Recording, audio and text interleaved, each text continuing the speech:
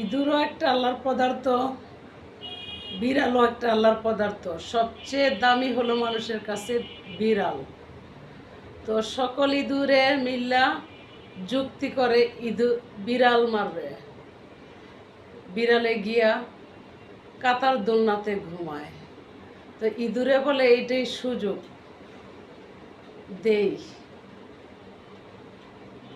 কাতার দোলনা কাইটটা বিড়াল মাটিতে পড়বে, মরে যাবে। তো বিড়ালের দোলনার কাতার দোলনা কেটে দিল, বিড়াল নিচে পড়লো। বিড়াল কি আর মরছে? বিড়ালে আরো যেত উঠছে, কারণ বিড়ালের মারলে বিড়াল খাটের তলে নিচে গেলেই সুস্থ হয়ে যায়। এটাও একটা আল্লাহর বিধান। তো বিড়ালেও তাক্কালে রয়েছে কোন সময় ইঁদুর দইরা খাবে।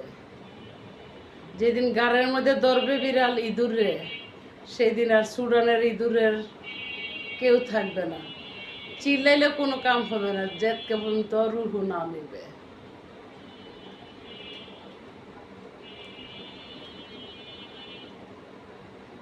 ইঁদুর ছানার ভয়ে মানুষ মরে না কখনো।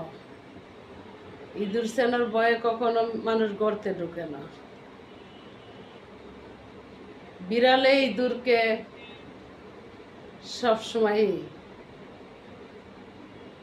ধরার জন্য প্রস্তুত থাকে।